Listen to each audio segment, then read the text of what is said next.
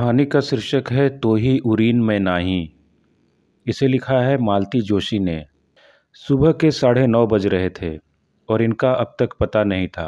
रोज़ तो 8 साढ़े 8 तक मॉर्निंग वॉक से लौट आते हैं। रोज़ की तरह चाय और नाश्ता बनाकर मैं इंतज़ार कर रही थी। और झूठ क्यों बोलूं, मुझे भूख लगाई थी। रोज़ की आदत जो ठहरी। कितनी बार कहा है कि मोबाइल साथ में रख लिया करो तो मना कर देते हैं। कहते हैं कुछ देर के लिए तो इस बला से मुक्ति मिले। माथुर को देखता हूँ, हर 5 मिनट पर फोन घनघनाता रहता है। तंग आ जाता है पर मोबाइल नहीं छोड़ता। कभी कभी सोचता हूँ मोबाइल नहीं थे तभी तो लोग जीते थे और चैन से जीते थे। देर होने लगती है तो चिंता हो जाती है। मन में अजीब अजीब ख्याल आने लगते हैं। एक बार कपूर साहब बाइक से टकरा गए थे। 1.5 महीने के लिए प्लास्टर लग गया था। एक बार गुप्ता जी के पैर में मोच आ गई थी तो रिक्शे में घर पहुंचाना पड़ा था। 8 दिन तक मालिश होती रही तब जाकर ठीक से चल पाए थे। सभी तो उम्र दराज हैं इसलिए चिंता होती है। ये लेकिन बहुत नाराज होते हैं। कहते हैं तुम्हारे मन में हमेशा बुरे ख्याल ही क्यों आते हैं, कभी अच्छा भी तो सोचा करो।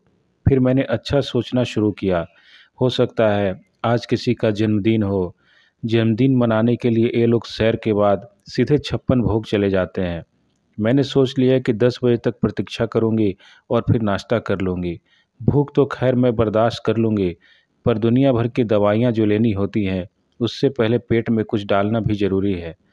मैं अपने विचारों में खोई हुई थी कि दरवाजे की घंटी बजी। लपक कर दरवाज़ा खोला। उलाहना की झड़ी लगाने ही वाली थी कि देखा दरवाजे पर ये नहीं माथुर साहब थे, वे भी सपत्नीक।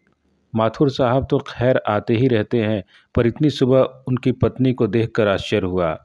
नौकरी वाली बहू हो तो सास का असमय बाहर निकलना असंभव ही होता है। सोचा शायद कोई निमंत्रण देने आए हैं, पर मिसेज माथुर घरेलू साड़ी में थी। ऐसे कपड़ों में कोई निमंत्रण देने जाता? ऐसे कपड़ों में कोई निमंत्रण देने नहीं जाता। भाभी जी चाय पिलाइए। उन्होंने मेरे विचार तंद्रा को भंग करते हुए कहा। आपके यहाँ तो बनी रखी है, चलिए इसी में हिस्सा बांट लेते हैं। मैंने 3 मग्स में चाय डाली और शुगर पॉट सामने रख दिया। आप ये समोसा लीजिए, गरम है, उन्होंने पैकेट मेरे सामने करते हुए कहा।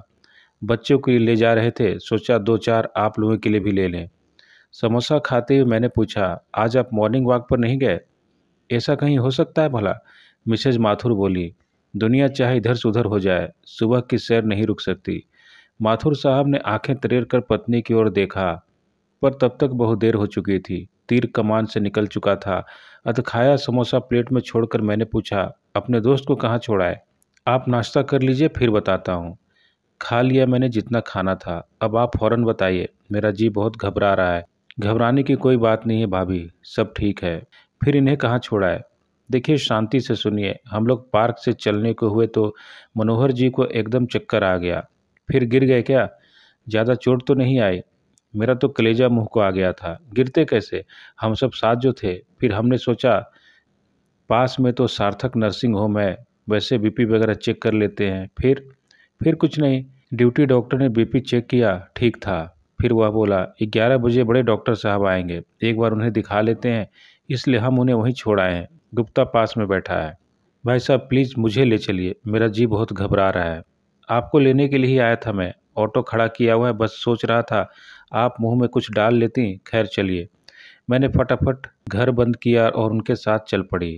रास्ते में हमने मिसेज माथुर को उनके घर छोड़ा और सीधे नर्सिंग होम की राह ली।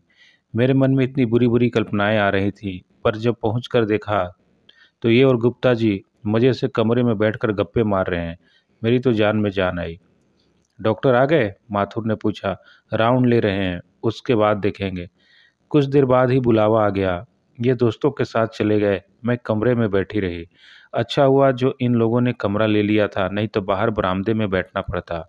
कोई आधा घंटा बाद तीनों लौट आए। रिपोर्ट अच्छी थी, मतलब अभी कुछ वैसा नहीं लग रहा था। हो सकता है काफ़ी देर तक धूप में बैठने के कारण हुआ हो, या उठते समय कोई नस खींच गई हो। पर डॉक्टर का कहना था एक बार किसी न्यूरोलॉजिस्ट को दिखला लेते हैं। शाम की अपॉइंटमेंट भी ले ली थी। मैं उन दोनों से कहा आप लोग अब घर जाइए, मैं इनके पास हूँ। जाने से पहले वे दोनों हमारे लिए चाय बिस्किट ऑर्डर कर गए। दोपहर को मिस्टर और मिसेस कपूर खाना लेकर आ गए। शाम को कपूर दंपत्ति चाय और सैंडविच लेकर आ गए। जब उन्हें पता चला कि डॉक्टर आने वाले हैं तो वे रुके रहे। इन डॉक्टर साहब ने भी ओके रिपोर्ट दी और कहा दोबारा ऐसा हुआ तो तुरंत संपर्क कीजिए, अपन MIR कर लेंगे। नर्सिंग होम वाले डॉक्टर की सलाह थी, आज रात रुक जाइए, सुबह तसल्ली से घर जाइए। सब पैसे कमाने के धंधे हैं, ये भुनभुनाए। मैंने कहा, वे तो हमें बुलाने नहीं आए थे, हम ही दौड़कर उनके पास आए थे। तो अब उनकी तसल्ली तक रुक जाइए, शायद उन्होंने किसी कारण से यह सलाह दी हो। 7 बजे माथुर साहब आए, बोले, मुझे लगा डिस्चार्ज मिल जाएगा, इसलिए नितिन के लिए रुका रहा, गाड़ी लेकर आया हूँ। तो ऐसा करते हैं नितिन, तुम आंटी को घर छोड़ दो और गुप्ता से कह दो रात को यहाँ रुक जाएं। वो आ जाएंगे तो मैं ऑटो करके आ जाऊँगा। मैं रुक जाती हूँ। मैंने कहा, नहीं भाभी जी, ये आपके बस की बात नहीं। रात को जरूरत पड़ी तो कोई दौड़ भाग करने वाला चाहिए, मैं ही रुक जाता। पर इन दिनों मेरी तबीयत ज़रा ढीली चल रही है, इमरजेंसी में किसी का काम नहीं हूँ मैं। नितिन ने मुझे घर छोड़ा, मुझसे चाबी लेकर गेट खोला, फिर मैंने दरवाज़ा खोला, फिर मेरे हाथ में एक टिफ़िन थमाकर बोला, मम्मी ने आपके लिए खाना भेजा है। अंकल के परहेज़ का पता नहीं था। कोई बात नहीं बेटा, अब तुम घर जाओ। दफ्तर से लौटकर सीधे चले आए हो, पता नहीं चाय पी कि नहीं पी। बनाऊं? चाय पी कर ही चला था, आप तकलीफ़ न करें। हमारा नंबर तो है ना आपके पास, ज़रूरत हो तो कॉल कर लीजिएगा। मैं चलूं? उसके जाने के बाद मैं कितनी देर तक सुन्न होकर बैठी रही। इनकी तबीयत का कुछ समझ में नहीं आ रहा था। सब कुछ ठीक ठाक है बता रहे थे, फिर रात भर के लिए रोक भी रहे थे, पता नहीं क्या हुआ है। खाने को जरा मन नहीं था। थोड़ा सा मुंह जुठार कर मैंने खाना फ्रिज में डाल दिया।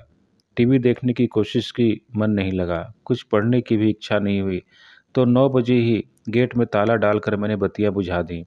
अपने विचारों में खोई हुई मैं करवटें बदल रही थी कि अचानक गेट की घंटी बजी। इतनी रात गए, कौन होगा? मैंने तुरंत बाहर की बत्ती जलाई और खिड़की से झांक कर देखा।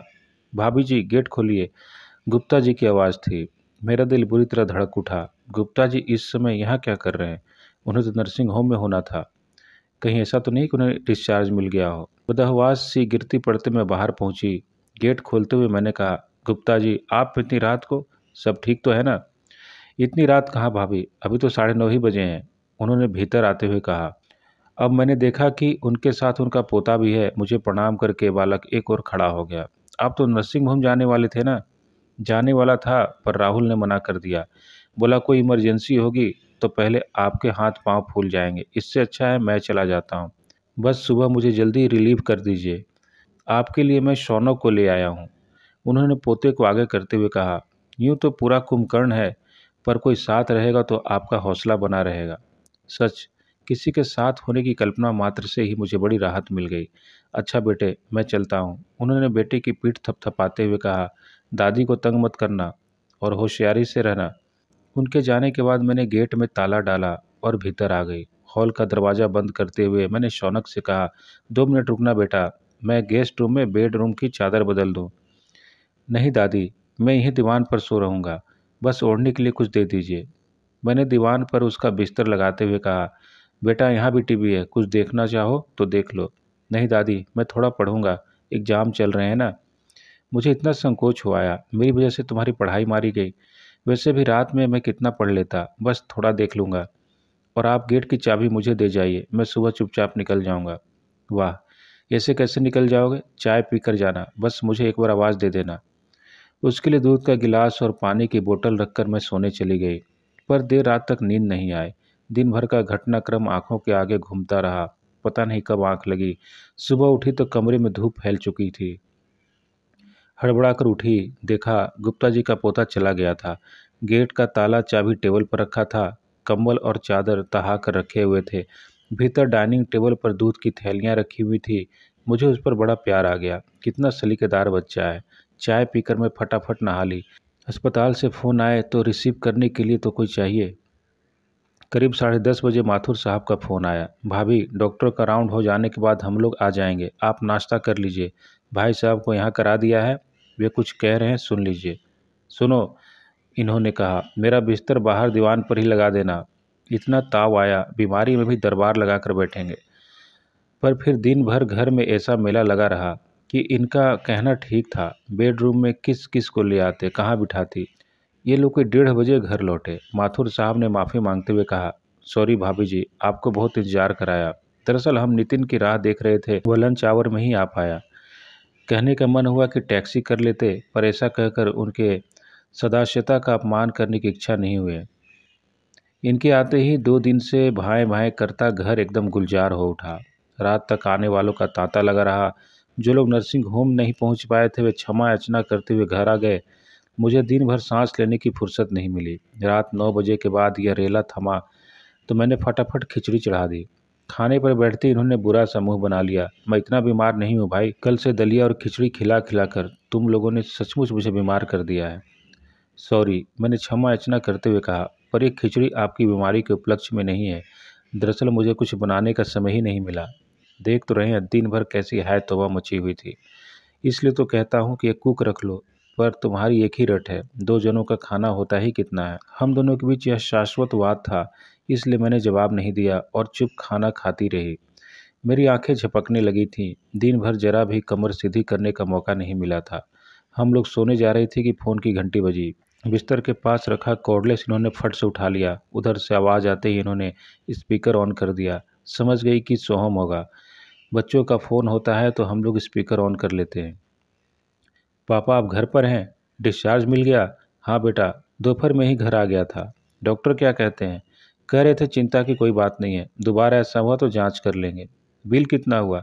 वैसे जितना भी हुआ हो मैं पैसे भेज रहा हूँ, आपके अकाउंट में चेक कर लीजिएगा। बिल का पता नहीं बेटा, माथुर ने ही पे किया था। मैं पूछ पूछ कर हार गया पर उसने बताया ही नहीं। माथुर, गुप्ता, कपूर, शरण, इन लोगों ने बहुत मदद की बेटा। हमें महसूस ही नहीं होने दिया कि हम लोग यहाँ अकेले हैं बेटे। एक काम करोगे? बोलिए पापा। मैं इन सबके नंबर भेज देता हूँ, तुम सबको एक एक थैंक यू का फ़ोन कर लेना। वो बहुत और नहीं लगेगा? इससे तो अच्छा है कि मैं कुछ थैंक यू कार्ड्स भेज देता हूँ, आप सबको दे दीजिएगा। यह कुछ ज़्यादा ही औपचारिक नहीं लगेगा? तो पापा ऐसा करते हैं, मैं अगली बार आऊँगा तो सबके लिए गिफ्ट लेकर आऊँगा और खुद सबके घर जाकर दे आऊँगा, ठीक है? हाँ ठीक है, इन्होंने बेमन से कहा। शक्ल से साफ जाहिर था कि उन्हें यह प्रस्ताव पसंद नहीं आया है। फ़ोन रखते ही बोले, सोहम को किसने खबर की थी? मैंने, और कौन करेगा? मना किया था ना। आपके मना करने से क्या होता है? जरा मेरी भी तो सोचिए, चिंता के मारे प्राण निकले जा रहे थे। बच्चों से ही तो शेयर कर सकती थी। सोनिया को भी तो फ़ोन किया होगा, जानती हो ना कितनी हाइपर है। रो रो कर घर भर दिया होगा उसने। संजीव बेचारे परेशान हो गए होंगे। उसे फ़ोन नहीं करती तो वह मेरे प्राण ले लेती। कि उतनी दूर भैया को यूएस में खबर की और मुझे हैदराबाद में फ़ोन नहीं कर सकी। प्राण तो अभी ले लेगी कि पापा को घर आए 8 घंटे हो गए और तुमने मुझे खबर भी नहीं की। मेरे पास समय भी था और सोनिया को फ़ोन करने का मतलब है आधा घंटा रिसीवर से चिपके रहना। अब सुबह उठते ही उसे फ़ोन कर दूंगी, कह दूंगी पापा रात 8 बजे घर आए थे। तुम्हारा झूठ 4 कदम भी नहीं चल पाएगा, देख लेना। मैंने सोच लिया था सुबह उठते ही सोनिया को फ़ोन कर दूंगी, पर ऐसा कहाँ हो पाता है। सुबह सुबह इतने सारे काम मुंह बाए सामने खड़े हो जाते हैं कि और कुछ याद ही नहीं रहता। आखिर 9 बजे उसी का फ़ोन आ गया। मम्मी, पापा कैसे हैं? अच्छे हैं, नहाने गए हैं, मतलब घर आ गए हैं, और तुमने मुझे बताया भी नहीं। कब बताती, शाम को 7 बजे आए हैं और दरबार लगाकर बैठ गए। मेरा तो एक पैर किचन में, एक ड्राइंग रूम में, ऐसी अवस्था थी। तो सबकी खातिरदारी करना जरूरी था मम्मी, इससे मैं कोई आपसे स्वागत सत्कार की अपेक्षा नहीं करता। बेटा, घर आए मेहमान को एक कप चाय तो पिलाई जा सकती है। तुम्हें पता ही नहीं है कि इन लोगों ने कितनी मदद की है, कितना सहारा दिया है। इनके पास रात दिन कोई न कोई बैठा रहा। गुप्ता जी का बेटा रात को अस्पताल में सोया। उनका पोता मेरे लिए परीक्षा के बावजूद यहाँ रुका। सबके यहाँ से चाय नाश्ता आता रहा। और कल इन्हें लाने के लिए माथुर साहब का नितिन लंच ओवर में गाड़ी लेकर आया था। तुम ही कह रही थी पापा शाम को घर आए थे। ये ठीक कह रहे थे। मेरा झूठ 4 कदम भी नहीं चल पाया था। उसी समय मुझे अगरबत्ती की सुगंध आई। ये नहा चुके थे और साईं बाबा के आगे अगरबत्ती जला रहे थे। मैंने आवाज़ देकर कहा, आपकी लाडली का फ़ोन है, बात कर लीजिए। इनको फ़ोन पकड़ाकर मैंने राहत की सांस ली। अब वह पापा के साथ शुरू हो गई थी। पापा, आप लोग इतने अभिभूत क्यों हो रहे हैं? अड़ोसी पड़ोसी तो मदद करते ही हैं, आप भी तो सबके लिए दौड़ भाग करते हैं। कपूर अंकल की माताजी सीढ़ियों से गिर गई थी तो आप ही तो उन्हें अस्पताल ले गए थे। गुप्ता अंकल के राहुल की नौकरी एक तरह से आपने ही लगवाई है, आपकी ही सिफारिश काम आई थी। और माथुर अंकल की पिंकी की शादी में अपनी गाड़ी 8 दिन तक दौड़ती रही है। लौटने पर उसे सीधे गैरेज ही भेजना पड़ा था। फ़ोन रखने के बाद कितनी देर तक ये चुप हो गए थे, फिर नाश्ता करते हुए बोले, अपने बच्चे कितने प्रैक्टिकल हो गए। प्रैक्टिकल नहीं, संवेदन शून्य कहिए। मैं सोचता हूँ क्या राहुल और नितिन ने भी अपने माँ बाप से ऐसे ही हुज्जत की होगी। अब फालतू बातें सोचकर अपना दिमाग मत खराब कीजिए। बस इतना याद रखिए कि उन बच्चों ने अपनी कितनी सेवा की है। वही तो समझ नहीं पा रहा हूँ कि इन लोगों के एहसानों का बदला कैसे चुकाऊं। अब उसकी टेंशन लेकर बीमार मत पड़ जाना। एक बात कहूँ, जब हम किसी के एहसानों का बदला चुकाने की बात सोचते हैं तो अप्रत्यक्ष रूप से हम उनके लिए किसी विपत्ति की कामना करते हैं ताकि उनकी मदद करने का अवसर मिले। इनकी आंखें एकदम चमक उठीं। अरे वाह, तुमने तो यह बात बड़ी अच्छी कह दी। यह मेरी बात नहीं है, सदियों पहले वाल्मीकि जी ने कह रखी है। सीता जी का पता ठिकाना पाने के बाद श्री राम प्रभु ने हनुमान जी से कहा, वत्स तुमने मुझ पर बड़ा उपकार किया है, मैं तुम्हारा ऋणी हो गया हूँ। क्योंकि इसका अर्थ होगा तुम्हारे अनिष्ट की कामना करना। गोसाई जी भी कहते हैं, सुनो सुत तो ही उरीन में नाही। So relax. बार बार इसरार करने के बाद माथुर साहब ने बिल दिखाया। 35,000 था। एक रात भर के 35,000। मेरे मुंह से एकदम निकल गया। वे बोले, कमरे का किराया, नर्सिंग चार्जेज, 2-3 टेस्ट कराए थे, उनकी फीस, दवाइयाँ, कमरे में एक बार झांक जाने की डॉक्टरों की फीस, और सबसे जानलेवा फीस उन स्पेशलिस्ट महोदय की थी। चलिए ठीक ठाक होकर आ गए, इस बात के लिए कोई भी कीमत ज़्यादा नहीं है। 2-3 दिन बाद ये बोले, चलो माथुर के यहाँ हो आते हैं। किस लिए? उसके पैसे नहीं देने हैं। मुझे लगा आपने उसी दिन चेक दे दिया होगा। दे सकता था पर नहीं दिया। वह निरी औपचारिकता होती। घर जाकर देंगे तो धन्यवाद ज्ञापन होगा। मुझे उनकी तबीयत ठीक लगी। हम दोनों को देखकर माथुर साहब बहुत खुश हुए। उन्होंने फ़ोन करके गुप्ता को भी बुला लिया। खूब गपशप हुई, चाय नाश्ता हुआ। इनसे वादा लिया गया कि कल से मॉर्निंग वॉक फिर से शुरू करेंगे। घंटा 1.5 घंटा महफिल जमाने के बाद ये उठ खड़े हुए। बड़े अदब के साथ इन्होंने माथुर साहब को चेक थमाया। इतनी जल्दी क्या थी बिरादर, कुछ दिन तो मेरे कर्जदार बने रहते, मज़ा आता। सिर्फ पैसे ही तो लौटा रहा हूँ भैया, बाकी सब तो नहीं लौटाया जा सकता, और मैं लौटाना चाहता भी नहीं हूँ। आप सबका यह कर्ज मुझ पर हमेशा बना रहे, यही कामना है।